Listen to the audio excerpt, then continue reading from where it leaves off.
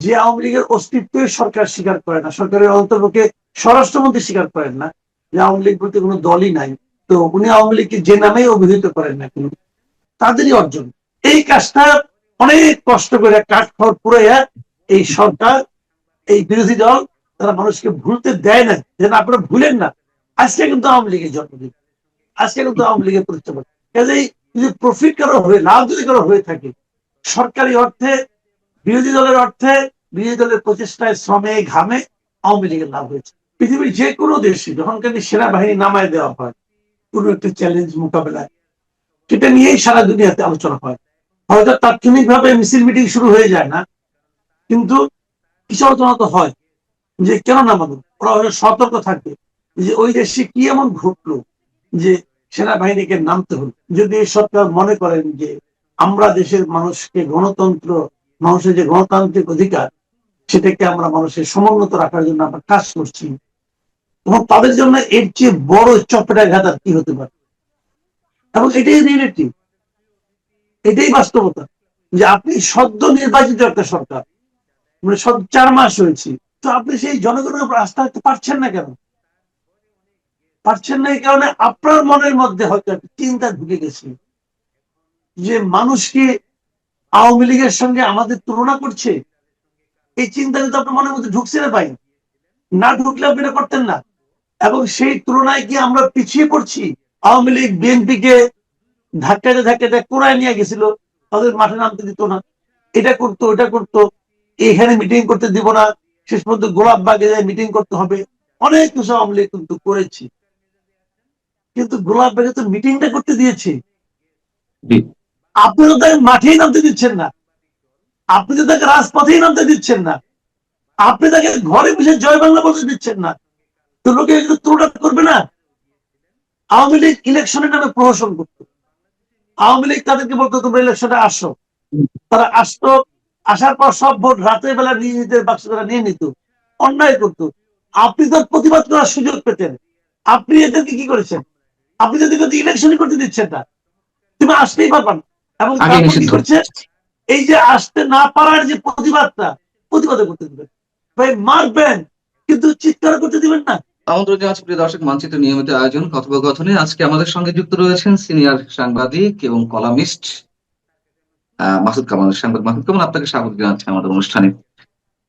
আমি একটু প্রথমেই আপনার মূল্যায়নটা জানতে চাই যে 23শে জুন যা কিছু ঘটে গেল, আওয়ামী লীগের উপস্থিতি নেই, তারপর একটা অজানা আতঙ্কে, অজানা আশঙ্কায়, যুদ্ধংদেহী একটি অবস্থা সরকারের, সেনাবাহিনী থেকে শুরু করে বিজিবি, পুলিশ, র্যাব, সবকিছু দিয়ে যে আয়োজন, আসলে এর মধ্য দিয়ে, এবং একই সঙ্গে আওয়ামী লীগের প্রায় শতাধিক নেতা কর্মীদেরও আটক করা হয়েছে সারা দেশ থেকে, হয়তো কোথাও কোথাও ঝটিকা মিছিল বেরিয়েছিল এত কিছুর মধ্যে। সব মিলিয়ে আসলে অর্জন কার কতটুকু, সরকারের অর্জন কতটুকু, আওয়ামী লীগের অর্জন কতটুকু?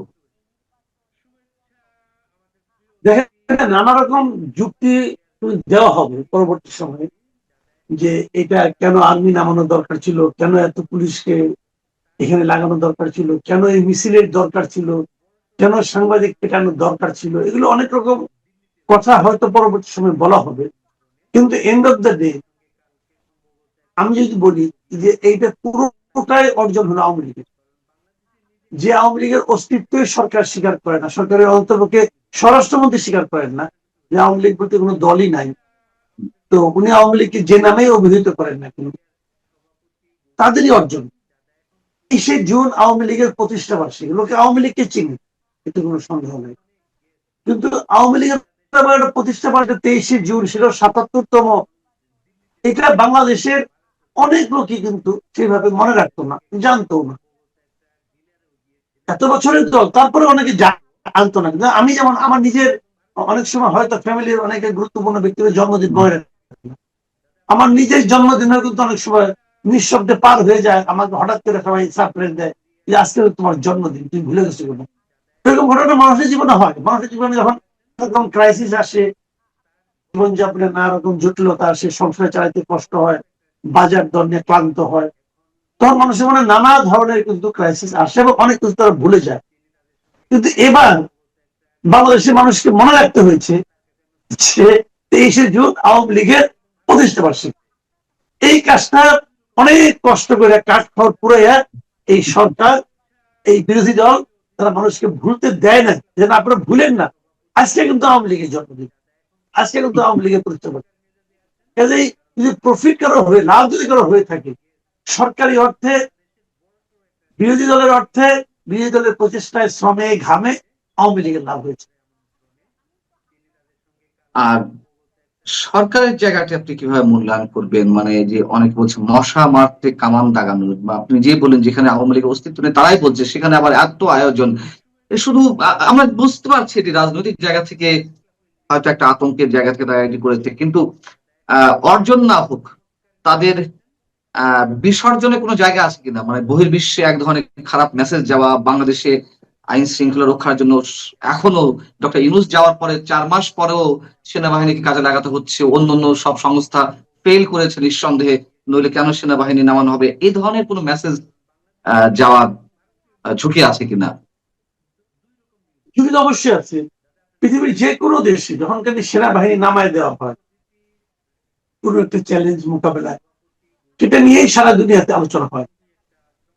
হয়তো তাৎক্ষণিক ভাবে মিছিল মিটিং শুরু হয়ে যায় না, কিন্তু কিছু আলোচনা তো হয় যে কেন নামানো। ওরা সতর্ক থাকবে যে ওই দেশে কি এমন ঘটলো যে সেনাবাহিনীকে নামতে হলো। এখন যখন ওই কি ঘটলো ওইটা নিয়ে যখন আলোচনা হয়, তখন দেখা যায় যে আসলে তারা কিন্তু লস করছে। তো সেরকম ঘটনা ঘটে।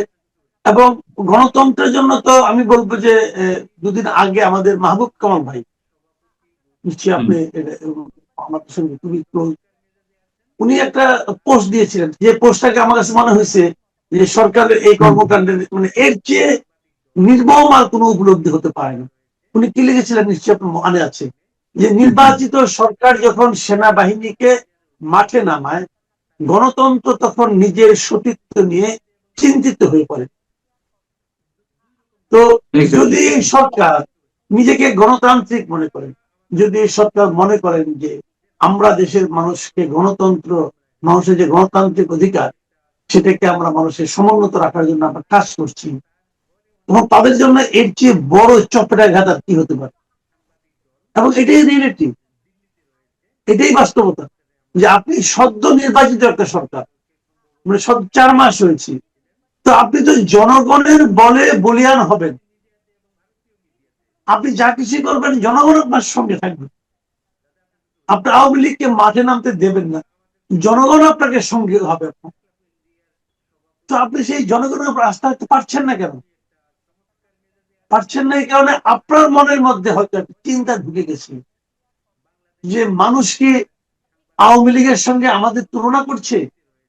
এই চিন্তা কিন্তু আপনার মনের মধ্যে ঢুকছে না ভাই, না ঢুকলে আপনি এটা করতেন না। এবং সেই তুলনায় কি আমরা পিছিয়ে পড়ছি?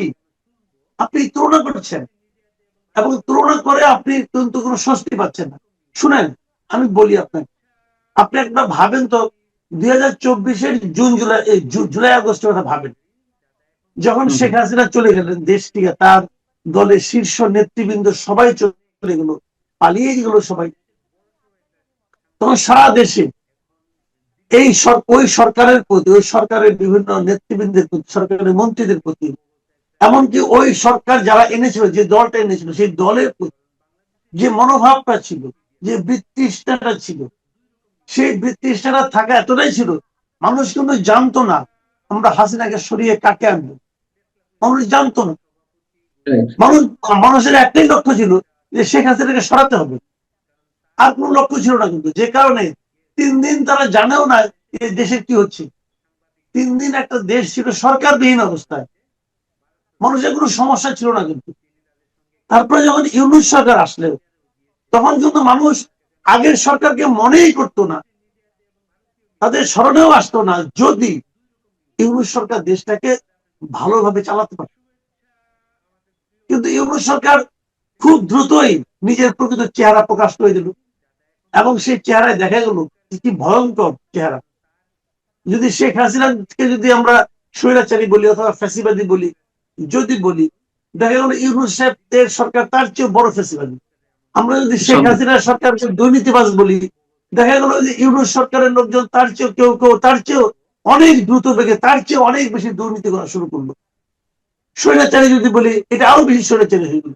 জনগণ থেকে বিচ্ছিন্ন সরকার যদি বলি, এটা আরো বেশি জনবিচ্ছিন্ন সরকার ছিল। তো মানুষ যখন তুলনা করা শুরু করলো, তখন কিন্তু তারা বললো তাহলে তো আগেটাই ভালো ছিল। কিন্তু এটা সেটা করতে পারছে, আপনি গাইড দিতে পারবেন না। আপনি বলবেন যে কেউ জয় বাংলা বলতে পারবে না, যেই বলবেন অবিরত সঙ্গে সঙ্গে জয় বাংলা জপতে শুরু করবে। এটা দুনিয়ার নিয়ম।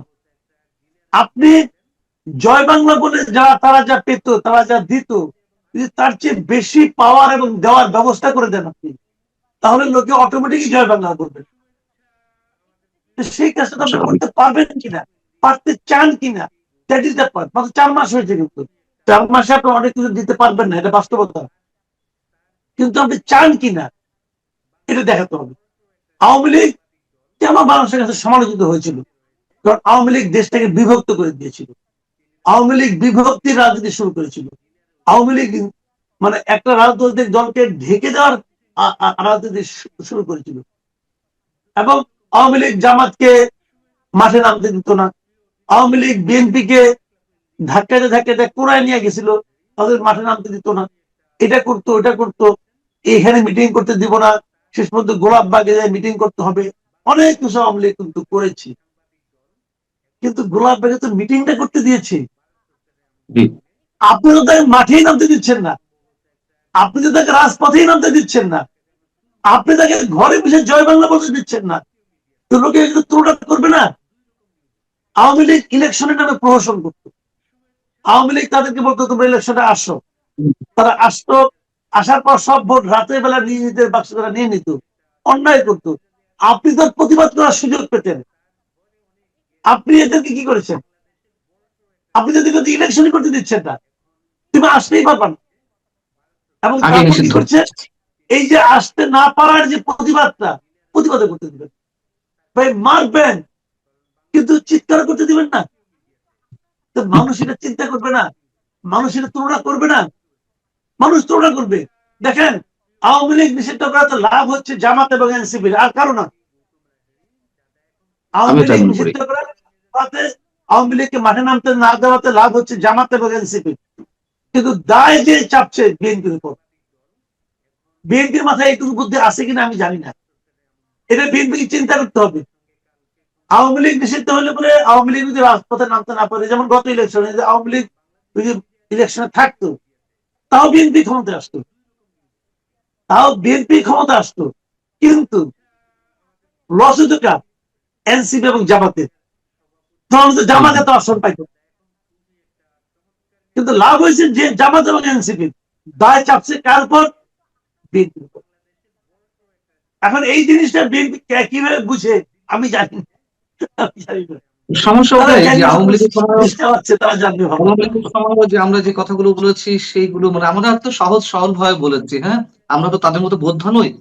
কিন্তু আমাদের কথার 10% যদি শুনতো, নিশ্চয়ই আওয়ামী লীগকে এইভাবে সম্ভবত করুণ ভয় বিদায় নিতে হতো না। ঠিক এই সরকারের সময় নিশ্চয়ই এই কথাগুলো একসময় প্রযোজ্য হবে, তারা হয়তো বুঝবে।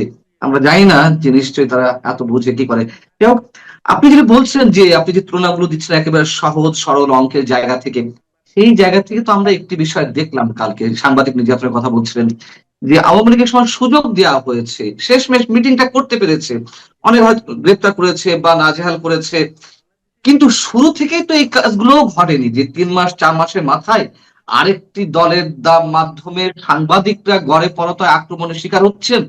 সেখান থেকে আবার সেই দিক থেকে আবার সরকারের কোনো বক্তব্য নেই, সরকার নিশ্চুপ। আবার পুলিশ বলছে ওইখানে দাঁড়িয়ে, যখন তাদেরকে অ্যাকশনে যেতে বলা হচ্ছিল, পুলিশ বলছে যে আমাদের অনুমতি নেই, অনুমতি ছাড়া আমরা করতে পারবো না।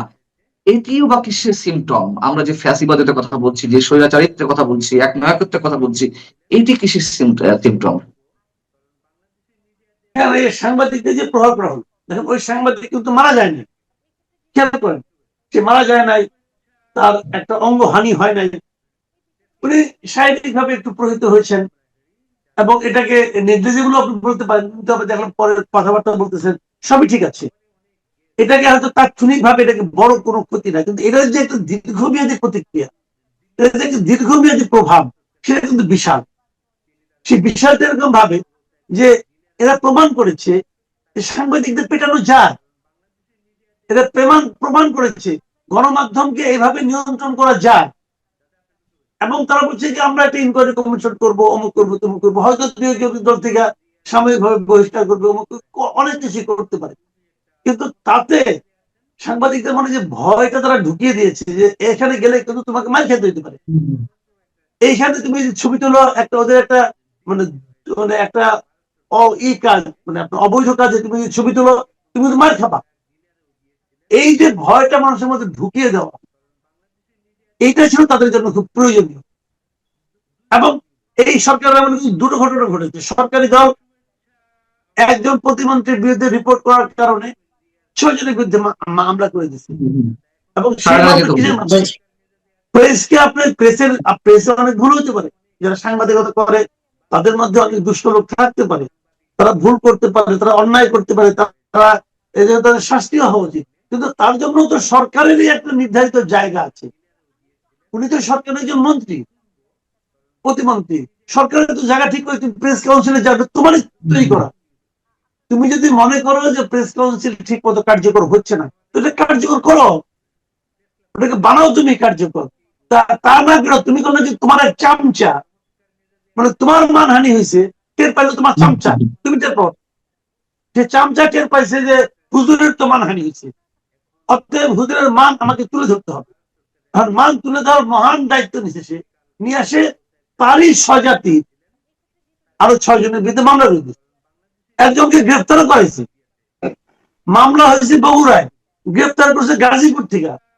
মানে কতটা তৎপর তারা, পুলিশকে আগ্রহ, পুলিশকে প্রেশার দিয়ে সেখানে পাঠানো হচ্ছে। এই যে কাজগুলো তারা করছে, করার পর সরকার যেন ভাবমূর্তি পাবলিকের কাছে কি হয়েছে, মানুষ তো বুঝছে যে এই সরকার কিন্তু এখন প্রতিমন্ত্রীর বিরুদ্ধে কিছু লিখলে মামলা হবা, তুমি জেল খাটবা। আর বিরোধী দল তারা বলছে যে ভাই অত মামলা মোকদ্দমায় নাই, ডাইরেক্ট অ্যাকশন, ডাইরেক্ট অ্যাকশন, তোমার অফিস মতো যাওয়া লাগবে না, এইখানেই মাইক আমার দিতেছে। এখন সাংবাদিকদের বুঝতে হবে যে আপনি বিরোধী দলের কাছে কতটুকু নিরাপদ, আপনি সরকারি দলের কাছে কতটুকু নিরাপদ। আর আমাদের দেশ তো, আমাদের জীবন, আমার আপনার জীবন যৌবন যা যৌবন তো নাই, এখন তো প্রবৃত্তি করছি, বৃদ্ধি হয়ে গেছি। আমাদের জীবন, আমাদের সন্তানদের জীবন যৌবন সবকিছু তো আমরা এই সরকারি দল এবং বিরোধী দলের হাতে উঠাই গেছি। কারণ আমাদের তো উঠাই যাওয়ার জন্য আর কোনো লোক ছিল না, তাদেরকে দিচ্ছি উঠে ইলেকশনে। এখন ওনারা সিদ্ধান্ত দিচ্ছেন আমাদের কোথায় মারবেন, মানে আমাদের পিঠে মারবেন, নাকি বুকে মারবেন, নাকি পায়ে মারবেন। তো মাইল আপনি খাবেন ভাই, মাইল খাওয়ার জন্য প্রিপারেশন নেন। আপনার তো মায়ের খেয়ে অভ্যাস আছে, কোনো সমস্যা নাই। আমি তো আতঙ্কে আছি, বয়স্ক মানুষ তো আতঙ্কে আছি। না, অনেকেই মন্তব্য যে নেক্সট টার্গেট আপনি এবং সাংবাদিক এম এ আজিজ বা আব্দুল তুষার, এদের কেউ কেউ কেউ হয়তো টার্গেটেড অলরেডি হয়ে আছেন। দোয়া করি সে পর্যন্ত যেতে না হয়। আমি সাংবাদিকদের প্রসঙ্গে যখন কথা বলা হচ্ছে, আমি আরেকটা বিষয় আপনার সম্বন্ধে যাদের, যদিও এইগুলো অনেক পুরনো প্রশ্ন, আমরা নিজেরাই আলোচনা করে থাকি। এই যে সাংবাদিকদের উপর আক্রমণ, সাংবাদিকদের পেটানো যায়, সাংবাদিকদের পেটালে কিছু হয় না, গণমাধ্যম দখল করা যায়, এইগুলো তো পথ খুলিয়ে দিয়েছে আমাদেরই সাংবাদিকদের একটি অংশ। আপনি দেখুন যে এই যে সাংবাদিকরা প্রভাবিত হলেন, আক্রমণের শিকার হলেন, এখন যারা সরকারপন্থী সাংবাদিক, এখন তো সরকারপন্থী আর আওয়ামী পন্থী, বিএনপি পন্থী এ ধরনের ভাগ হয়ে গেছে। আগে যেমন আওয়ামী পন্থী সাংবাদিকরা কিছু বলতো না, সাধারণ সাংবাদিকরা আক্রান্ত হলে, গণমাধ্যম হুমকি মুখে পড়লে, ঠিক এখন এসে বিএনপি পন্থী, জামাতপন্থী সাংবাদিকরা বা যাদের হাতে যে সাংবাদিকদের ক্লাব বা বিভিন্ন সংগঠন এখন কুকিগত, তারা কিন্তু কিছু বলছে না। এই ধারা অব্যাহত থাকবে নাকি আরো বাড়বে? শুনে আমি বলি আপনাকে যে চরিত্র খুব সহজে চেঞ্জ হয় না। আপনি আওয়ামী পন্থী, বিএনপি পন্থী এভাবে করেন না। আপনি বলেন এদের চরিত্র হলো মানুষের পা চাকা, এদের চরিত্র হলো পা চাকা। আওয়ামী লীগের যে সাংবাদিকগুলি ছিল, তাদের যদি বিএনপি আজকে বলে যে তোমরা আসো, তোমাদের জিহ্বার স্পর্শ আমাদের পায়ে আমরা নিতে রাজি আছি, আপনি দেখবেন যারা আওয়ামী সাংবাদিক হিসেবে পরিচিত ছিল সবাই দৌড়ে যাবে। এরা কিন্তু কার পা চাকতে সেটা ইম্পর্টেন্ট না, এদের ইম্পর্টেন্ট হলো চাটার জন্য একটা পা পাইছে কিনা, একটা পা পাইলেই হবে। আজকে যারা বিএনপির পাচাটা অথবা সরকারি দলের পাচার, এরা তখন তো সুযোগের অভাবে সৎ ছিল, তাহলে তারা তো ওই কম্পিটিশনের মানে ধাক্কা দেখে ভিতরে ঢুকতে পারছিল না, চান্স পাই ঢুকতো। এদের সবাইকে আমাদের চেনা হয়ে গেছে, এদেরকে আমরা চিনি না। এরা পা চাটতেছে না, আইসি নিয়ে কি করছে, দায়িত্বে আসা এর দায়ী করো, অনেক দায়ী করো, অনেক দৌড়াও, অনেক মারো, ওই পত্রিকা ও সম্পাদক কেন থাকবে, আমি সম্পাদক হবো। আরে বেটা তুই নিজের দিকে তাকায় দেখ তোর সম্পাদক হওয়ার যোগ্যতা আছে কিনা, ওইটাই দেখ কি হয়েছে। পত্রিকাগুলি কি চেনা চেঞ্জ হয়ে গেছে? 80% মিডিয়ার শীর্ষ পর্যায়ের মানে আপনার যারা ছিল তাদেরকে তারা চেঞ্জ করছে। যারা আসছে তারা কি মিডিয়া কি চেঞ্জ করে ফেলেছে? মিডিয়া এখন আগে মিডিয়া সরকারের কথা বলতো, এখন মিডিয়া গণমানুষের কথা বলে কথা একই জিনিস। মালিক পক্ষ কি করে? মালিক দেখে আমার ব্যবসা আছে 2 নম্বরই আছে, আমার এই 2 নম্বরীকে অব্যাহত রাখার জন্য আমার মিডিয়া দরকার। মালিক বলে তুমি এতদিন আমার পরশু আওয়ামী লীগ সরকার ছিল, তখন তো মালিক আওয়ামী লীগের সঙ্গে ছিল। এই যে মোজাম্মেল বাবু বলেন অথবা শ্যামল দত্ত বলেন অথবা ফারজানা রূপা বলেন, তারা যারা জাগ করছে, আপনি পাবলিকের কাছে যাক, পাবলিক এখনো তাদের থুথু করবে, এখনো করবে। কিন্তু কোশ্চেনটা হলো কি, তবুও তো তারা এই কাজটাকে, তাদের মধ্যে তো তাদের মেধা ছিল, তারা মেধাটাকে মানে দুষ্ট ভাবে প্রয়োগ করতো।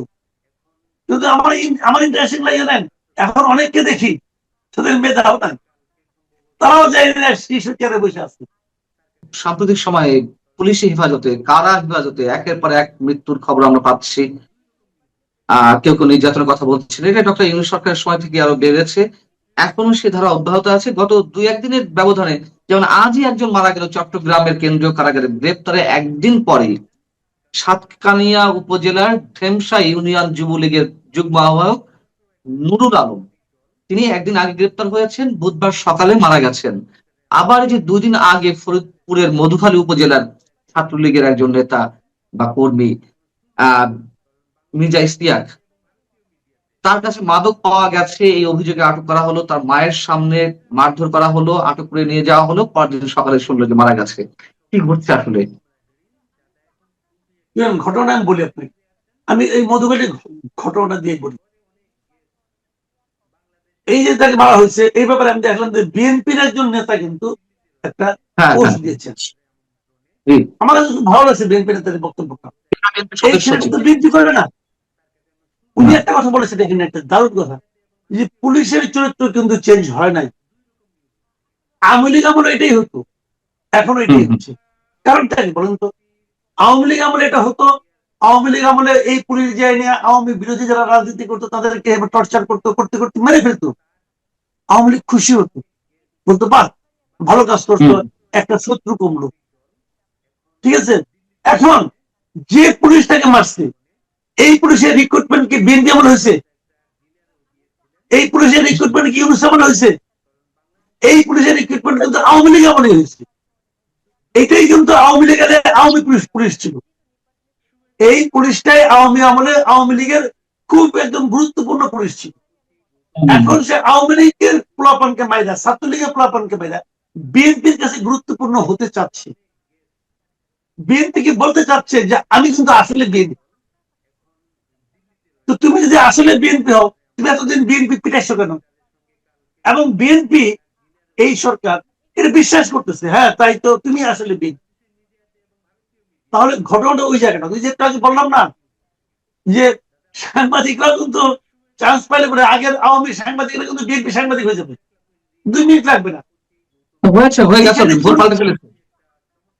এখানে কিন্তু আপনার ক্যারেক্টারটা আওয়ামী লীগ বিএনপির না রে ভাই, ক্যারেক্টারটা হলো যে আমি অমানুষ হব, আমি বিবেক বর্জিত নীতিহীন একজন ব্যক্তিতে পরিণত হয়ে আছে, প্রকাশের সুযোগ চাই। আমি অলরেডি একজন বিবেক বর্জিত নীতিহীন মানুষে পরিণত হয়েছি, আমি নিজের ভেতর থেকে এই কাজটা অলরেডি করে ফেলাইছি ভাই। এখন আমাকে দয়া করে প্রকাশের সুযোগটা দেন। আপনি সরকার আছেন, আপনি আমাকে সুযোগ দিয়ে দেখেন আপনার জন্য আমি কি করি। এটা সমস্ত পেশায় হয়েছে। আজকে যারা সচিব ভাই, আজকে যে সমস্ত সচিবরা বিএনপির পারপাস সার্ভ করতেছে বলে দাবি করতেছে, এগুলো কি আগে পাবলিক ছিল 2 বছর আগে? তো 2 বছর আগে জয়েন্ট সেক্রেটারি ছিল। আওয়ামী লীগ আমলে একরকম জয়েন্ট সেক্রেটারি হয়েছে, আওয়ামী লীগের কথা না বলে হয়েছে? আপনার শেখ হাসিনা কিভাবে তার নিষিদ্ধ ঘোষিত দলকে আবার বাংলাদেশের রাজনীতিতে প্রাসঙ্গিক করে তুললেন, আমি এই প্রসঙ্গে বিশদে বলার আগে একেবারে সর্বশেষ একজনের মন্তব্য প্রথমে আপনাদের শোনাতে চাই। হয়তো আপনারা ইতিমধ্যে তার কথা শুনেছেন। বাংলাদেশের জনপ্রিয় অভিনেত্রী মেহের আফরোজ শাওন তিনি একটি মন্তব্য করেছেন যে বাংলাদেশ আওয়ামী লীগ অতীতের যে কোনো সময়ের তুলনায় এখন অনেক বেশি সক্রিয় এবং জনপ্রিয়। এই অভিনেত্রী তিনি মুক্তিযুদ্ধপন্থী একজন অভিনেত্রী হিসেবে পরিচিত এবং তার আরও ব্যক্তিগত অনেক বড় বড় পরিচয় আছে। আমি সেই প্রসঙ্গগুলিতে এখন আর যাচ্ছি না। রাজনীতি, তার যে রাজনৈতিক পক্ষ, সেই পক্ষটি হচ্ছে যে তিনি সবসময় মুক্তিযুদ্ধের পক্ষে কথা বলেন এবং অন্তর্বর্তী সরকারের সময় তাকে এজন্য বেশ কিছু ব্যক্তিগত হেনস্থা ভোগ করতে হয়েছে। ডিবি অফিসে, গোয়েন্দা অফিসে নিয়ে তাকে দীর্ঘ সময় আটক রেখে জিজ্ঞাসাবাদ করা হয়েছে, তারপরেও তিনি দমেননি এবং বাংলাদেশ আওয়ামী লীগের ৭৭তম প্রতিষ্ঠা বার্ষিকী উপলক্ষে তিনি এই মন্তব্যটি করেছেন। এই দিনটি ছিল মঙ্গলবার, অর্থাৎ 23 জুন। এই দিনে বাংলাদেশ আওয়ামী লীগ প্রতিষ্ঠা হয়েছিল। সেই দলের ৭৭তম প্রতিষ্ঠা বার্ষিকী। এই প্রতিষ্ঠা বার্ষিকী এমন একটা সময়ে বাংলাদেশ আওয়ামী লীগ উদযাপন করলো যখন বাংলাদেশের মাটিতে দলটি তার কার্যক্রম নিষিদ্ধ একটি সন্ত্রাস দমন আইনে, ফলে বিদেশে বিভিন্ন প্রান্তে আওয়ামী লীগের নেতারা ছড়িয়ে ছিটিয়ে আছেন, দেশেও অনেকে আত্মগোপনে আছেন, আবার কেউ কেউ প্রকাশ্যে রাজনীতি সীমিতভাবে করছেন, কিন্তু একটা সংকটের মধ্য দিয়ে যাচ্ছে দল। এই অবস্থায় ভার্চুয়াল মাধ্যমে ভাষণ দিয়েছেন শেখ হাসিনা, দল সভানেত্রী এবং দলের অন্য শীর্ষ নেতৃবৃন্দ। কিন্তু তাৎপর্যপূর্ণ হচ্ছে যে আওয়ামী লীগ এই ৭৭তম প্রতিষ্ঠা বার্ষিকী উপলক্ষে যে কার্যক্রম ঘোষণা করেছিল, যে দলীয় দপ্তরে তারা পতাকা উত্তোলন করবে, জাতীয় পতাকা উত্তোলন করবে, দলীয় পতাকা উত্তোলন করবে এবং আলাপ আলোচনা এবং গরিব দুঃখীদের মধ্যে দান ধ্যান করবে, এই যে কর্মসূচিগুলি ঘোষণা করেছিল, আমি বোঝার জন্য বলি যে এগুলোকে অনেক সময় রাজনীতিতে বলা হয় যে নিরামিষ কর্মসূচি, অর্থাৎ তারা কোনো সংঘাত, কোনো অভিযান, এই ধরনের পরিস্থিতির কোনো এই ধরনের কর্মসূচি তারা ঘোষণা করেনি। তারা একেবারে শান্তিপূর্ণ উপায়ে কিছু অনুষ্ঠানের মধ্য দিয়ে তাদের ৭৭তম বার্ষিকী পালন করতে চেয়েছিল। কিন্তু লক্ষণীয় যে বাংলাদেশ সরকার এই দিনটিকে নিয়ে এত আতঙ্কিত হয়ে পড়ল যে গোয়েন্দা রিপোর্টের ভিত্তিতে 22 তারিখ দুপুরে সিদ্ধান্ত করা হলো যে 23 তারিখ থেকে পরবর্তী বেশ কিছুদিন ঢাকা, চট্টগ্রাম, নারায়ণগঞ্জ, গাজীপুর এরকম 6টি জেলাতে সেনাবাহিনী মোতায়েন হবে। এবং ফাইনালি গতকাল 23 জানুয়ারি দেখা গেল যে প্রায় 95,000, যেটা সরকারি সূত্র থেকে জানা গেল, 95,000 সেনাবাহিনী ময়দানে ছিল বিজিবি, অর্থাৎ যাদের কাজ হচ্ছে সীমান্ত পাহারা দেওয়া, এছাড়া র্যাব ছিল, আনসার বাহিনী ছিল। শুধুমাত্র ঢাকাতেই ঢাকা মেট্রোপলিটন পুলিশ 18,000 অতিরিক্ত পুলিশ বাহিনীকে পথে নামিয়েছিল, যারা মূলত ব্যাটালিয়নের পুলিশ, অর্থাৎ জরুরি পরিস্থিতিতে যাদের নামানো হয়, অতিরিক্ত 18,000 বাহিনীকে নামানো হয়েছিল। অর্থাৎ একটা যুদ্ধকালীন পরিস্থিতি মোকাবিলা করার জন্য যে প্রস্তুতি একটি সরকারকে নিতে হয়, সেইটা তাদের নিতে হয়েছিল। প্রশ্ন হচ্ছে যে আওয়ামী লীগকে নিয়ে এত দুশ্চিন্তার কারণটি কি এবং কেন সরকার এই ব্যাপারে আওয়ামী লীগকে এতটা ভয় পাচ্ছে? মূলত আওয়ামী লীগ যে কর্মসূচিগুলি করছে সেগুলি হচ্ছে যে তারা বিভিন্ন জায়গায় মিটিং মিছিল করছে, মিছিল বেশি করছে, আচমকা মিছিল করছে এবং আগের তুলনায়, অর্থাৎ 2 বছর আগে যখন এই গণ অভ্যুত্থানে দল ক্ষমতাচ্যুত হয়েছিল, তার কয়েক মাস পরে তারা প্রথমে মুখ ঢেকে তারা মিছিলে অংশ নিচ্ছিলেন। এখন কিন্তু মুখে কোনো কাপড় থাকছে না, মাস্ক থাকছে না, সবাই অবাধে করছেন এবং কিন্তু সেগুলি মূলত ছোট ছোট মিছিল। এই মিছিলকে কেন বিএনপি সরকার এতটা ভয় পেল, এই বিষয়টাই আজকে আলোচনার বিষয়। তার একটা বড় কারণ হচ্ছে যে শেখ হাসিনা তিনি এই যে প্রতিকূল পরিস্থিতি এবং তিনি নয়াদিল্লিতে মানে থাকছেন, এই প্রতিকূল পরিস্থিতিতে তিনি একটা অনন্য অসাধারণ কাজ তার দলের জন্য করেছেন। সেটি হচ্ছে যে এই গণ অভ্যুত্থানে ক্ষমতা হারানোর পর যে বিচ্ছিন্নতা তৈরি হয়েছিল দলের অন্দরে, সেই বিচ্ছিন্নতাগুলো দূর করে তিনি কিন্তু দলকে এখন একত্রিত করে ফেলেছেন এবং সাংগঠনিকভাবেও তিনি এখন দলকে অনেকটা মজবুত করেছেন। এছাড়া তিনি যে কাজটি করেছেন সেটা খানিকটা পুনরাবৃত্তি শোনাবে আপনাদের কাছে, তার কারণ আমি অতীতে অন্তত গত 1.5 বছর আগে থেকে আমি এই বিষয়ে অনেকগুলি ভিডিওতে বলেছি বিষয়টি, যে হাসিনা একটা নতুন রাজনৈতিক জনসংযোগের মডেল তৈরি করেছেন। সেটি হচ্ছে যে তিনি দলের 45 বছরের টানা 45 বছরের সভাপতি, তিনি 5 বারের প্রধানমন্ত্রী, তিনি 2 বারের বিরোধী দল নেত্রী এবং তিনি বঙ্গবন্ধু শেখ মুজিবুর রহমানের কন্যা।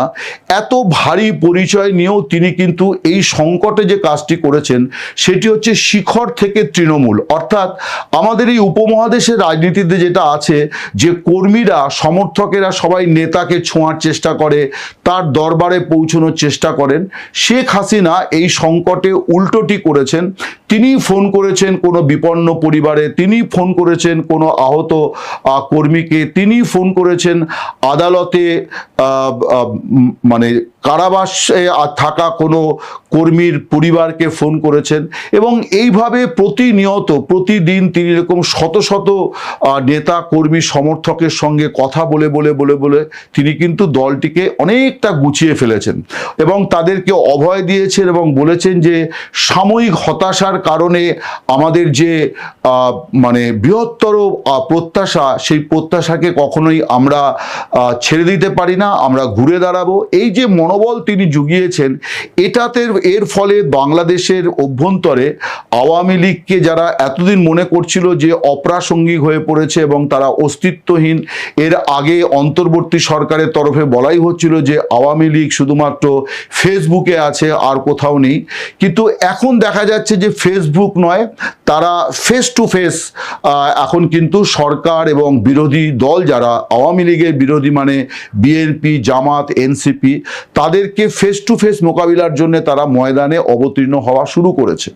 এবং এই যে প্রাথমিক মানে পর্যায়ে, এই প্রাথমিক পর্যায়কেই কিন্তু বিএনপি সরকার যথেষ্ট ভয় পাচ্ছে, যে কারণে এই প্রথম দেখা যাচ্ছে যে একটি নির্বাচিত সরকার তারা আরেকটি রাজনৈতিক দলের কর্মসূচি মোকাবিলাতে সেনাবাহিনীকে নামালো, যেটাকে গণতন্ত্রের জন্য একটা খুবই অশনি সংকেত বলেই মনে হয়। যে বিএনপি নির্বাচন নিয়ে অনেক রকম অভিযোগ আছে, কারচুপির অভিযোগ আছে, সব কিছু আছে, কিন্তু তারপরেও তারা একটি নির্বাচিত সরকার, তারা অন্তর্বর্তী সরকার নয়। সেই নির্বাচিত সরকার যখন আরেকটি রাজনৈতিক দলকে মোকাবিলা করার জন্য সেনাবাহিনীকে নামায়, তখন এটা বোঝা যায় যে রাজনৈতিকভাবে বিএনপি এখনই আওয়ামী লীগের কাছে প্রায় হার স্বীকার করছে। অর্থাৎ রাজনৈতিকভাবে আওয়ামী লীগকে মোকাবিলা করার জায়গায় বিএনপি নেই। এটা প্রথম এই বার্তাটি কিন্তু এই সিদ্ধান্তের মধ্য দিয়ে এলো। আমি জানি না বিএনপির শীর্ষ নেতৃত্ব এই বিষয়টি নিয়ে কোনো আলাপ আলোচনা করেছিলেন কিনা, যে সেনা মোতায়েনের মানে সিদ্ধান্তের প্রকৃত বার্তা কি হবে। প্রকৃত বার্তা কিন্তু এটাই যে আওয়ামী লীগকে তারা ভয় পাচ্ছে, তাই শুধু না, কিভাবে মোকাবিলা করবে, রাজনৈতিক মোকাবিলাটা তারা পারছে না, তাই তারা সেনাবাহিনীকে নামালো। এটা গেল একটি দিক। আরেকটি দিক যেটা আমার মনে হয় যে শেখ হাসিনা কিভাবে দলকে প্রাসঙ্গিক করে তুলেছেন, আমরা যদি ফিরে যাই 2024-এর 5 আগস্ট পরবর্তী কয়েক মাস, তখন বাংলাদেশের মধ্যে শুধুমাত্র রাজনৈতিক লোকেরা নন, শুধুমাত্র কোনো দলের নেতা, মুখপাত্র বা কর্মী সমর্থক নন, একেবারে রাজনীতির সঙ্গে কোনো রকম সম্পর্ক নেই এমন মানুষের মধ্যেও একটা আওয়ামী লীগ বিদ্বেষ, একটা শেখ হাসিনা বিরোধিতা, এই জিনিসটি ছিল। এটা পরিস্থিতিজনিত কারণ, তার কারণ একটা সাজানো হলেও একটা গণ অভ্যুত্থান, একটা বড় সংখ্যক মানুষ রাজপথে নেমে আসার পর সরকারের পতন হয়েছিল এবং প্রধানমন্ত্রীকে দেশ ছাড়তে হয়েছিল। এবং স্বভাবতই তখন আওয়ামী লীগ জমানার দীর্ঘ 16 বছরের জমানায় যে কোনো সরকারের বিরুদ্ধে প্রচুর ক্ষোভ বিক্ষোভ থাকে, অন্যায় অনাচার থাকে, দুর্নীতি থাকে, এই বিষয়গুলো সামনে আসছিল। ফলে আওয়ামী লীগ বিরোধী এবং শেখ হাসিনা বিরোধী একটা মনোভাব প্রবলভাবে ছিল রাজনীতি নির্বিশেষে ছিল। এমনকি আওয়ামী লীগের সমর্থকদের মধ্যেও কিন্তু সেই বিষয়গুলি ছিল। কতিপয় অবশ্য সবসময় মনে করেছিল যে এগুলি হচ্ছে ষড়যন্ত্র, কিন্তু আওয়ামী লীগের একাংশ মনে করেছিল এটা জনক্ষোভের বহিঃপ্রকাশ। শেখ হাসিনার একটা বড় যে পরিস্থিতিগত গুণগত পরিবর্তন বাংলাদেশের রাজনীতিতে হাসিনাকে নিয়ে হয়েছে, সেটি হচ্ছে যে তার বিরুদ্ধে মানুষের যে ক্ষোভ সেইটা কিন্তু এখন আর অবশিষ্ট নেই। আওয়ামী লীগ সম্পর্কে, আওয়ামী লীগের সরকার সম্পর্কে মানুষের যে ক্ষোভ, সেই ক্ষোভগুলোও কিন্তু সেই আগের মাত্রায় আর নেই, বরং একেবারেই প্রায় বিলীন হয়ে গেছে। তার কারণ কিন্তু মুখ্যত কারণ হচ্ছে যে জনক্ষোভের মধ্য দিয়ে শেখ হাসিনা সরকারের পতন হয়েছিল, এই ক্ষোভ কিন্তু সবসময় মানুষের মধ্যে নতুন প্রত্যাশাও জাগায়। অর্থাৎ মানুষ যখন অনাচার অবিচার থেকে মুক্তি পেতে হাসিনা সরকারের পতন ঘটালো, তখন তারা প্রত্যাশা করেছিল তারা সুশাসন পাবে, তারা গণতন্ত্র পাবে, তারা নিরাপত্তা পাবে, তারা খাদ্য পাবে, বস্ত্র পাবে, তারা রাতে নিশ্চিন্তে ঘুমোতে পারবে। এই যে কথাগুলি আমি বললাম, এর কোনোটাই কিন্তু নিশ্চিত করতে পারেনি প্রথমত অন্তর্বর্তী সরকার, এবং পরবর্তী এই যে 4 মাস তারেক রহমানের নেতৃত্বাধীন বিএনপি সরকার, তারা এটা পারেনি। ফলে বাংলাদেশের মানুষের মধ্যে যে চরম হতাশা, এবং সেখান থেকে তারা তুলনা করা শুরু করেছে যে আগেই ভালো ছিলাম। এই আগেই ভালো ছিলাম কথাটির তাৎপর্য এখানেই যে হাসিনার যে নেগেটিভ বিষয়গুলি, সেগুলো নিয়ে চর্চা বেশ কয়েক মাস আগেই বন্ধ হয়ে গেছে। অর্থাৎ হাসিনার বিরুদ্ধে যে একটা ক্ষোভ বিদ্বেষ ছিল, আওয়ামী লীগ শুনলেই মানুষ যে ক্ষিপ্ত হয়ে উঠছিল, সেগুলো বেশ কয়েক মাস আগেই, বরং আমি বলবো যে জাতীয় সংসদ নির্বাচনেরও বেশ কয়েক মাস আগেই সেগুলি মুছে গিয়েছিল। বরং আওয়ামী লীগকে যদি নির্বাচনে অংশ নিতে দেওয়া হতো, তাহলে ফলাফলটি সত্যি কি হতো সেটা কিন্তু কেউই দায়িত্ব নিয়ে বলতে পারবেন না। অন্তত বিএনপি এই পরিমাণ সিট নিয়ে তাদের ক্ষমতায় আসার কোনো প্রশ্নই থাকতো না। এমনকি তারা ক্ষমতায় আসতো কিনা তা নিয়েও অনেকের সংশয় ছিল। যাই হোক, যা হয়নি তাই নিয়ে আলোচনা করছি না। আজকের পরিস্থিতি যে আলোচনা করছি, যে এখন যেটা হয়েছে যে অন্তর্বর্তী সরকার এবং বর্তমান সরকারের কাজের মধ্যে বা পরিস্থিতি জনিত কোনো গুণগত পরিবর্তন হয়নি। সেই মপতন্ত্র, সেই মানে আকাশ ছোঁয়া মূল্যবৃদ্ধি, আইন শৃঙ্খলার চরম অবনতি, চুরি ডাকাতি, ধর্ষণ, খুন, নদীতে মানে জাল ফেললে মাছের সঙ্গে মৃতদেহ আসছে, মানুষের মৃতদেহ উঠে আসছে, এই যে পরিস্থিতি এবং একটা অনিশ্চয়তা, কেউ বাড়ি থেকে বেরোলে আবার তিনি ঠিকঠাক মতো বাড়ি ফিরবেন কিনা, অক্ষত শরীরে বাড়িতে ফিরবেন কিনা, এই নিয়ে কিন্তু প্রতি ঘরে একটা দুশ্চিন্তার আবহ রয়েছে। এই সমস্ত কারণে যেটা হয়েছে যে মানুষ শেখ হাসিনা সরকারের যে অবদানগুলি, সেই অবদানগুলিকে এখন তারা স্বীকার করছেন যে না, তিনি দীর্ঘমেয়াদে বাংলাদেশের উন্নয়নের জন্যই কিছু কাজ করেছিলেন। যেমন পদ্মা সেতু, যেমন ঢাকায় মেট্রো রেল, যেমন চট্টগ্রামে কর্ণফুলী নদীর তলদেশে এক্সপ্রেসওয়ে, ঢাকায় উড়াল পথ থেকে শুরু করে অসংখ্য, এবং এক এক দিনে আমার মনে আছে যে কোনো দিনে একসঙ্গে কোনো দিন 100টা, কোনো দিন 150টা সেতু তৎকালীন প্রধানমন্ত্রী শেখ হাসিনা উদ্বোধন করেছেন, এমন অনুষ্ঠানও হয়েছে।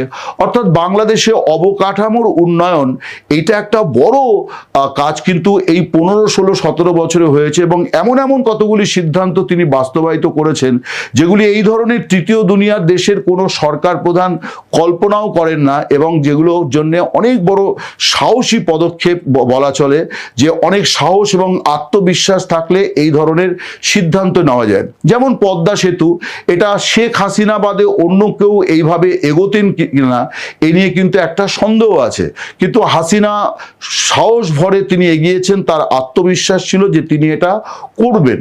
এবং ঢাকার মতো শহরে মেট্রো রেল শুধুমাত্র টাকা থাকলেই হয় না, সেটাকে সময় মতো কাজ শেষ করানো, এটার জন্য একটা প্রশাসনিক এবং রাজনৈতিক সক্ষমতা দরকার হয়, সেটা তার ছিল, এটা বোঝা যাচ্ছে।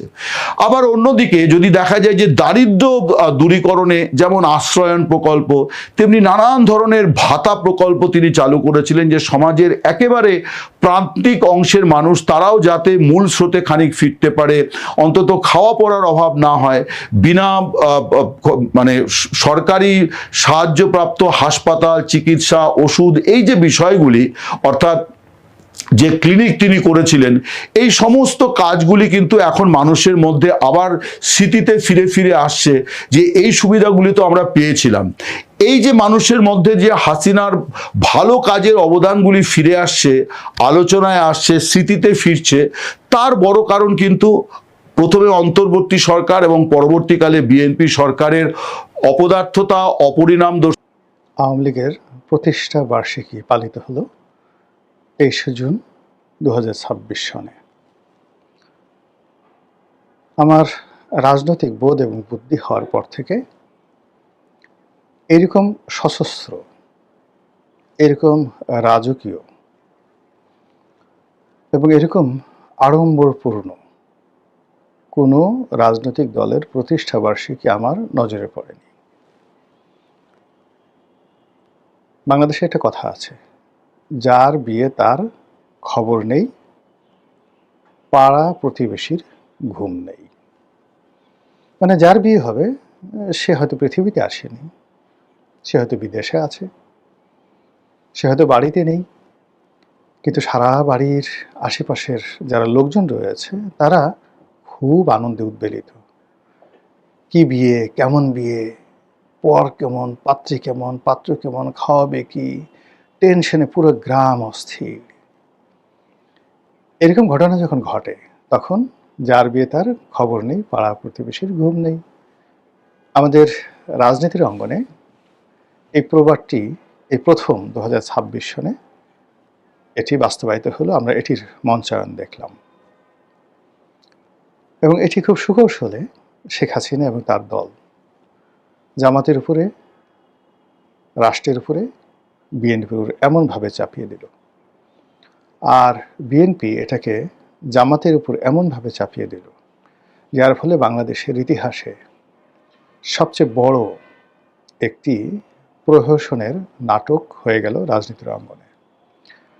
আপনারা মাইকেল মধুসূদনের দত্তের যে বিখ্যাত প্রহসন নাটক বুড়ো শালিকের ঘাড়ে রো, একটু গুগলে দেখে নেবেন খুব সংক্ষেপে যে এটার কাহিনী কি, অথবা প্রহসন কাকে বলে। আমরা সাধারণত প্রহসন বলতে যেটিকে বুঝাই, এটা প্রতারণা নয়, খুব কৌশল করে বিনা পয়সায়, বিনা ওজরে আপনার কাঙ্ক্ষিত একটা জিনিস আপনি করে নিলেন, এটিকে বলা হয় প্রহসন। যেমন ধরুন কোনো কুলবধূ আপনার খুব পছন্দ, আপনি তাকে পটালেন, বাঁশি বাজালেন, অসময়ে বাঁশি বাজায় কেড়ে পরাণ আমার বাইরম বাইরম করে। বাঁশি বাজালেন, গৃহবধূ বের হয়ে এলো ঘর থেকে স্বামী সংসার ছেড়ে, আপনি পাট খেতে বসে আচ্ছা মতো আপনার কর্ম করে দিলেন। তারপর গৃহবধূকে বললেন যাও তুমি চলে যাও। গৃহবধূ না পারবে বলতে, না পারবে কোনো কিছু করতে, সে সোজা মাথা নিচু করে চলে যাবে। এইরকম যখন একটা ঘটনা ঘটে, আপনি মধু খেলেন কিন্তু কোনো দায় দায়িত্ব নিলেন না, এটিকে বলা হয় প্রহসন। এবং এই বাংলাদেশে যে প্রহসন কত মানে ঘটে তা বাংলাদেশের পল্লীগীতি গাইলেই বুঝতে পারবেন বা দেখলেই বুঝতে পারবেন। কয়েকটা গান বলি, যেমন এই যে অসময়ে বাঁশি বাজায় কেড়ে পরাণ আমার বাইরাম বাইরাম করে, অথবা পল্লীকবি জসীমউদ্দিনের সে বিখ্যাত গান আমায় এত রাতে ক্যানে ডাক দিলি প্রাণ কোকিলারে। এসব মানে সবই প্রহসনমূলক মানে অবস্থা, পরকীয়া এবং প্রহসন। আর আরেকটি গান আছে শাহ আব্দুল করিমের, আমি কুলহারা কলঙ্কিনী আমারে সিও নাগো সজনী। এটাও কুলহারা কলঙ্কিনী এরকম কোন একটা প্রহসনের মধ্যে পড়ে গিয়েছিল। ঠিক এবারের এই ঘটনায়, 23শে জুনের এই ঘটনায় আওয়ামী লীগ যে চাল চেলেছে, যে প্রহসনের নাটক সাজিয়েছে, সেই প্রহসনের নাটকে বহু মানুষ, সরি ফর মাই ল্যাঙ্গুয়েজ, বহু মানুষ, একটা শব্দ আছে না চয়কারে চো, এটা বাদ দেন, চয়কারের পরে না হয়ে গেছে, ঢ্যাস না, চয়কারে চো ঢ্যাস নয়কারে না, বহু মানুষকে এভাবে বানিয়ে দেওয়া হয়েছে। 23শে জুন বাংলাদেশে বিরাট কিছু একটা হয়ে যাবে, ব্যাপকভাবে প্রচার করা হলো দিল্লি থেকে, কলকাতা থেকে, লন্ডন থেকে। হালকা করে কিছু টাকা খরচ করা হলো, 2-4টে মিছিল করা হলো, অনলি 2-4টে মিছিল, বলা হলো 70টা জায়গায় মিছিল হয়েছে। তারপর ইন্টারনেটে সেগুলো ছড়িয়ে দেওয়া হলো এবং একটা আতঙ্ক তৈরি করা হলো, এই এদিকে আসবে না, খাইয়ে ফেলামো, মাইরে ফেলামো, এই ধরনের একটা ঘটনা।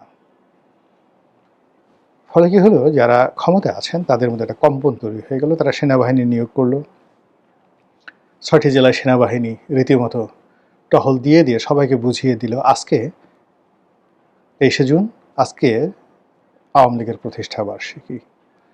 এবং এই যে সেনাবাহিনী যে টহল দিয়েছে 6টি জেলাতে, কত হাজার সেনাবাহিনী টহল দিয়েছে এবং রাষ্ট্রের কত শত কোটি টাকা খরচ গেছে, এখানে নর্মাল কোটি না, এই 6টি জেলাতে সেনাবাহিনীর টহল দিতে শত শত কোটি টাকা খরচ গেছে।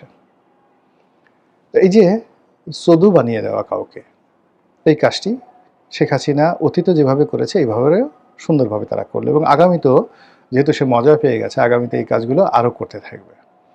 আর একবার, দুইবার, তিনবার, চারবার, পাঁচবার করতে গিয়ে যখনই আপনি একবার ফেল করবেন যে না এটা বিশ্বাস করা যায় না, বোধহয় কিছুই করবে না, সেই দিনই টুস করে অকামটা করে ফেলবে। এটাই হলো রাজনীতির প্রহসন। এবং ঠিক সেম কাজটি হুমায়ুনের সাথে, সম্রাট হুমায়ুনের সাথে শেরশাহ করেছেন, ধোঁকা দিয়েছেন, বারবার ধোঁকা দিয়েছেন, বারবার প্রহসন করেছেন। একটা সময় যখন হুমায়ুনকে ধরে নিল যে বদমাশ আর আমাকে কিছুই করবে না, সে তখন আনন্দ আয়েস শুরু করলো, খাওয়া দাওয়া শুরু করলো, নাচো গান বাইজি, এর মধ্যে এসে হঠাৎ করে ঝটিকা আক্রমণ। এবং সেই আক্রমণে বিশ্বাস করেন হুমায়ুন তলোয়ার দূরের কথা, গায়ে জামা কাপড় পরারও সময় পায় নাই। ওই অবস্থাতে সে লাফ দিয়ে নদীতে পড়ছে, ডুবে মরে যাচ্ছিল। এক ভিস্তিওয়ালা তাকে একটা ভিস্তি দিয়ে, পানির মশক দিয়ে বাঁচালো তাকে। সে প্রাণ নিয়ে কোনো মতে নদীর ওপারে যেতে পেরেছিল। এই হলো গেরিলা যুদ্ধ, রাজনীতির প্রহসনের ইতিহাস। ঠিক সেম ঘটনা মহাবীর হানিবল করেছিলেন রোমান সম্রাটের সাথে। তো এই যে প্রহসনটা ঘটল রাজনীতিতে, সেনাবাহিনী একইভাবে বিএনপির ঘুম হারাম করে দিল তারেক রহমান সাহেব দেশের বাইরে। নর্মালি দেশে থাকলে তিনি কি করতেন পরের ব্যাপার, কিন্তু তার অবর্তমানে যারা দল চালান তাদের মাথা খারাপ হয়ে গেল। ফলে সারা বাংলাদেশে ছাত্রদল, যুবদল তারা রাজপথে মিছিল করে, একটা দুইটা আওয়ামী লীগ ধরে সকাল বিকাল নাস্তা করা ইত্যাদি ইত্যাদি বলে মার্কিন চুক্তি কার্যকর করার পাশাপাশি চীন কতটা সহযোগিতার হাত বাড়িয়ে দেবে বাংলাদেশের প্রতি, এবং আমাদের প্রধানমন্ত্রী তারেক রহমান যখন চীন সফরে রয়েছেন ঠিক সেই মুহূর্তে সেই আশঙ্কার প্রতি স্পষ্টভাবে ইঙ্গিত করল চীন। চীন বলতে চীনের রাষ্ট্রায়ত্ত গণমাধ্যম গ্লোবাল টাইমস, এই গণমাধ্যমে খুবই গুরুত্বপূর্ণ একটি লেখা প্রকাশিত হয়েছে এবং লেখাটির শুরুতেই তারেক রহমানের নেতৃত্বে দুই দেশের সম্পর্ক জোরদার করার কথা যদিও বলা হচ্ছে, তার পাশাপাশি কিছু অপ্রিয় প্রতিবন্ধকতার কথাও এখানে স্পষ্টভাবে উল্লেখ করা হয়েছে। লেখাটি লিখেছেন Shanghai Institute for International Studies Center for South Asia স্টাডিজের পরিচালক লিউ জংজি। শিরোনাম হচ্ছে তারেক রহমানের সফর বাংলাদেশ চীন সম্পর্ক জোরদার করবে। আমাদের একটু খেয়াল রাখার বিষয় কি কি বলা হচ্ছে এখানে। এই মন্তব্য প্রতিবেদনের শুরুতেই বলা হচ্ছে যে সফরটি নিয়ে বাংলাদেশের সংবাদ মাধ্যমে ব্যাপক আশা রয়েছে। সত্য কথা, সংবাদ মাধ্যমগুলো ধারণা করছে যে বড় বড় অবকাঠামো, শিল্প প্রকল্প সহ 15টিরও বেশি দ্বিপক্ষীয় চুক্তি স্বাক্ষরিত হবে, এমনটাই জানি আমরা। বলা হচ্ছে চীন ও বাংলাদেশ দীর্ঘদিনের বন্ধু ও প্রতিবেশী এবং দুটি দেশ ব্যাপক কৌশলগত সহযোগী অংশীদার, এটাও সত্য কথা। এবং বিগত কয়েক দশকের যে বাংলাদেশ চীনের সম্পর্ক কিংবা অর্থনৈতিকভাবে বাংলাদেশের পাশে থাকা চীনের এসব কিছু বিষয় উল্লেখ করা হয়েছে। নানান ধরনের সহযোগিতার কথা তুলে ধরার পাশাপাশি এই জায়গাটিতে এসে যা বলা হচ্ছে না, আসল কথাগুলো এখানে বলা হচ্ছে। বলা হচ্ছে যে প্রথম প্রতিবন্ধকতাটি হলো ভূ রাজনৈতিক। বাংলাদেশ চীনের সম্পর্ক জোরদারের ক্ষেত্রে প্রথম প্রতিবন্ধকতাটি হলো ভূ রাজনৈতিক প্রতিযোগিতার হস্তক্ষেপ। কিছু পরাশক্তি, আমাদের লক্ষ্য করার বিষয় কি বলা হচ্ছে এখানে, কিছু পরাশক্তি বাংলাদেশকে তাদের নিজস্ব নিরাপত্তা ও উন্নয়ন কাঠামোতে অন্তর্ভুক্ত করার চেষ্টা করে, এমনকি দেশটির অভ্যন্তরীণ বিষয়ে হস্তক্ষেপ করে। নিঃসন্দেহে এখানে যুক্তরাষ্ট্রের কথা বলা হচ্ছে। প্রতিবেদনে বলা হচ্ছে যে অসম চুক্তিতে স্বাক্ষর করতে চাপ দেয় সেই পরাশক্তি এবং বাংলাদেশ চীন সহযোগিতা প্রকল্পগুলোকে হেয় প্রতিপন্ন করার জন্য ঋণ ফাঁদের মতো আখ্যান ব্যবহার করে। দ্বিতীয় চ্যালেঞ্জটি হলো বাংলাদেশের অভ্যন্তরীণ রাজনৈতিক স্থিতিশীলতা এবং নীতির ধারাবাহিকতার সঙ্গে সম্পর্কিত। তৃতীয় চ্যালেঞ্জটি উপলব্ধির ভিন্নতা থেকে উদ্ভূত হয়। একদিকে দক্ষিণ এশিয়ায় চীন সম্পর্কে জনসাধারণের ধারণা সীমিত এবং বাংলাদেশের কিছু অভিজাত শ্রেণী পশ্চিমা উন্নয়ন মডেল দ্বারা গভীরভাবে প্রভাবিত। কিছু অভিজাত শ্রেণীর মানুষেরা পশ্চিমা উন্নয়নের মডেল দ্বারা প্রভাবিত। অন্যদিকে যদিও বাংলাদেশের কিছু উচ্চবিত্ত মহল চীনের মডেলের সুবিধা এবং সহযোগিতার সুফল স্বীকার করে, তারা আবার যুক্তরাষ্ট্র ও অন্যান্য পশ্চিমা দেশকে উস্কে দেওয়ার বিষয়ে উদ্বিগ্ন। আর তো কিছু বাকি থাকছে না এখানে, যা যা ইঙ্গিত করা হলো। এই লেখাটার মধ্যে আরও অনেক কিছু আছে, আমি শুধু চুম্বক অংশটা বাংলায় করে আপনাদের সামনে তুলে ধরলাম। আমাদের মনে রাখা দরকার, এই গ্লোবাল টাইমস হচ্ছে চীনের যে সরকারি দল কমিউনিস্ট পার্টি, ওখানে তো সবাইকেই কমিউনিস্ট পার্টি করতে হয়, সরকারি দল কমিউনিস্ট পার্টির যে মুখপত্র পিপলস ডেইলির পৃষ্ঠপোষকতায় গ্লোবাল টাইমস প্রকাশিত এবং পরিচালিত হয়। তো খুব স্বাভাবিকভাবেই আমাদের এটি ধরে নিতে হবে অবশ্যই যে সরকারের মনোভাব মানে চীন সরকারের মনোভাবপূর্ণ যেই লেখাগুলো, তাই তো এখানে উঠে আসার কথা। এখন মার্কিন চুক্তিতে কী ছিল তা নিশ্চয়ই আমাদের এতদিনে মুখস্থ হয়ে গেছে। মার্কিন চুক্তি অনুযায়ী বাংলাদেশ এমন কোনো দেশ থেকে পারমাণবিক চুল্লি, জ্বালানি বা সমৃদ্ধ ইউরেনিয়াম কিনতে পারবে না যাদের যুক্তরাষ্ট্র তার স্বার্থের জন্য ঝুঁকিপূর্ণ মনে করে। যুক্তরাষ্ট্রের প্রধানতম প্রতিদ্বন্দ্বী এই বিশ্বে এখন এই মুহূর্তে চীন, নতুন করে বলা কিছু নেই। এবং সামরিক অস্ত্র আমদানির ক্ষেত্রে যে বাধ্যবাধকতার কথা মার্কিন চুক্তিতে উল্লেখ রয়েছে, সেখানে আমরা যে আমাদের সামরিক অস্ত্রের জন্য চীনের উপরে নির্ভরশীল, সেখান থেকে বেরিয়ে আসতে হবে। চীন থেকে অস্ত্র আমদানি করা যাবে না। স্পষ্টভাবে একটা অনুচ্ছেদে উল্লেখ রয়েছে, বাংলাদেশ যদি নন মার্কেট দেশ বলতে যুক্তরাষ্ট্রের সংজ্ঞা অনুযায়ী অবশ্যই চীন এবং রাশিয়া, এইসব দেশের সঙ্গে কোনো মুক্ত বাণিজ্য বা অগ্রাধিকারমূলক অর্থনৈতিক চুক্তি করে, তাহলে যুক্তরাষ্ট্র এই চুক্তি বাতিল করে আবার শাস্তিমূলক শুল্ক আরোপ করতে পারবে এবং বড় শক্তিগুলোর দ্বন্দ্বে বাংলাদেশ নিরপেক্ষ থাকতে পারবে না। বুঝুন অবস্থা। যুক্তরাষ্ট্রের নিষেধাজ্ঞা বা বাণিজ্য যুদ্ধে বাংলাদেশের কার্যত একই অবস্থানে দাঁড়াতে হবে। এমন চুক্তি কার্যকর করার দিকে এগিয়ে যাওয়ার পথে চীনের সঙ্গে কিভাবে আমাদের উন্নয়নটা সম্ভব, কৌশলগত উন্নয়ন কিংবা অর্থনৈতিক উন্নয়ন, চীন অবশ্যই আমাদের প্রয়োজন এবং এই কথা সত্য, আমাদের অর্থনৈতিক উন্নয়নের সবচেয়ে বড় অংশীদার চীন। এবং আবারও মনে করিয়ে দিই,